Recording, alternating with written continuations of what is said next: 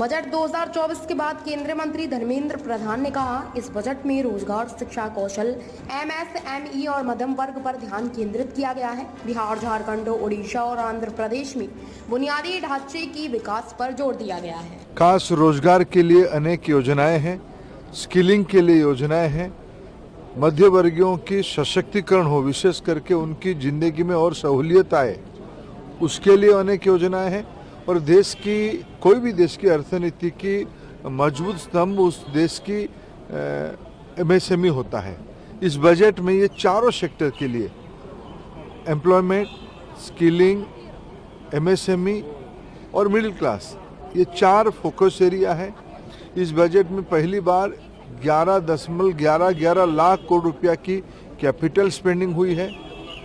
इस बजट में रोजगार, शिक्षा, स्किलिंग के लिए 1,48,000 करोड़ रुपया की वित्तीय प्रबंधन किया गया है। इस बजट में अनेक दिनों से जो हम लोग पूर्व भारत से आते हैं, उन लोगों की एक अपेक्षा रहती है, हमारी मेहनत से देश की अर्थनीति चलती है, कब हमारे गांव में देश की अन्य हिस्साओं की, अन्य इलाका की तुलना में हमारे भी विकास होगा। इस बार पूर्वोदय की कल्पना को बजट में स्थान देके माननीय प्रधानमंत्री जी की जो आश्वासन था, जो दायित्व था पूर्वी भारत के प्रति, उन्होंने पिछले 10 साल से अनेकों कदम उठाए हैं। लेकिन इस बार बजट में पूर्वोदय एक कल्पना देके उसको एक मजबूत कदम उसके ओर बढ़ाया गया है। बिहार, झारखंड, बंगाल, उड़ीसा, आंध्र, ये सब इलाका में ढांचागत स्पेंडिंग बढ़े, वहाँ की इंफ्रास्ट्रक्चर बढ़े, इसके ऊपर जोर दिया गया है। इस बजट में प्रधानमंत्री आवास योजना को महत्व दिया गया है।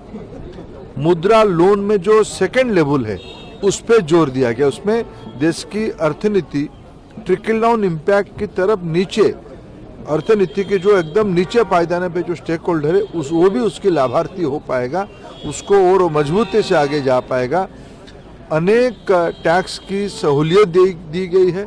ये सारे को मैं तुलना करूं, इस बजट देश में नया रोजगार सृजन करेगा।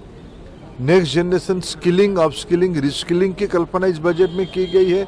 1000 ITI को देश की इंडस्ट्री के साथ मिलके 21st सेंचुरी रिक्वायरमेंट के लेवल पे उसको तैयार किया जाएगा। एजुकेशन लोन, स्किल लोन, अनेक युवा हितैषी कार्यक्रम इस बजट में लाया गया है। लेकिन सर, ये बात का कहना है कि ये जो बजट है, ये बिहार आंध्रा सेंट्रिक बजट है और नंबर 2 की सरकार बचाने वाला बजट है। ये बजट देश की मध्यवर्गीयों के लिए है। ये बजट देश की, क्या प्रधानमंत्री आवास योजना सिर्फ बिहार और आंध्र में बनने वाला है? देश की सभी राज्यों में बनने वाला है। मुद्रा लोन के लाभार्थी क्या चंद राज्यों में होंगे या देश भर में होंगे? स्वनिधि देश के गरीब स्ट्रीट हॉकर्स के लिए, स्ट्रीट वेंडर्स के लिए उपलब्ध है। क्या सिर्फ कुछ राज्यों में रहेगा या पूरा देश में रहेगा? विपक्ष एक नकारात्मक मानसिकता से गुजर रहा है। विशेष करके कांग्रेस पार्टी लगातार तीसरी बार फेल हुई है। इसकी हताशा उनको सब चीज में दिखता है।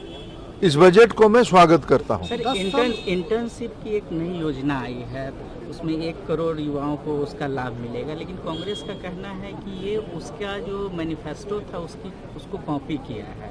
चिदम्बरम जी ने इस पर ट्वीट भी किया है। देखिए, फाइनली किया तो हमने ना, लोगों ने आपको तो मौका नहीं दिया। आप कई सारा आपने पीढ़ी दर पीढ़ियों तक आपने कई बात को कहते रहे। आपको लोगों ने, पिछले में कह रहा हूँ ना, कांग्रेस पार्टी तीसरी बार फेल हुई है, इसलिए तो नाम अभी कटा लेना चाहिए। चिदम्बरम साहब नाम कटा के और कहीं स्कूल में दाखिला करनी चाहिए। लोगों ने उनको रिजेक्ट किया है, हम लोगों के लिए काम किए हैं। 10 साल में पहली बार फ्लड को भी एड्रेस किया गया है। बिहार के फ्लड से बहुत परेशानी लोगों को होती थी और इस सरकार ने 11,500 करोड़ रुपए देने का ऐलान किया है। मैंने वही कहा ना कि देश में पूर्वी भारत को महत्व मिला है। पूर्वी भारत की मेहनत का श्लोक देश की अर्थनीति में गति लाते हैं। उनके मन में रहता था कि हमारी इलाका कब पश्चिम जैसे, दक्षिण जैसे, उत्तर जैसे विकसित होगा। इस बार बजट की जो आउटलाइन है, जो एक टेम्पलेट बनाई गई है पूर्वोदय, और इस विषय को मैं तो सौभाग्यशाली हूँ, उस पहला मीटिंग का मैं साक्षी हूँ। उड़ीसा की एक जनसभा में 2015 में माननीय प्रधानमंत्री पूर्वोदय के बारे में पारादीप रिफाइनरी को लोकार्पित करते हुए कहा था। वो उसमें निरंतर कहे, पूर्वोत्तर भारत के बारे में कहे, पूर्वोदय के बारे में कहे। अरे सारे, सिर्फ बिहार में फ्लड कंट्रोल की बात नहीं कही, उन्होंने आसाम को भी कही। ये सारे लंबे समय की मांग होती थी उस इलाके की। भारत सरकार ने इस बार उसको प्राथमिकता दी है। आखिरी सवाल सर आपके राज्य का है, बीजेडी ने बाइकॉट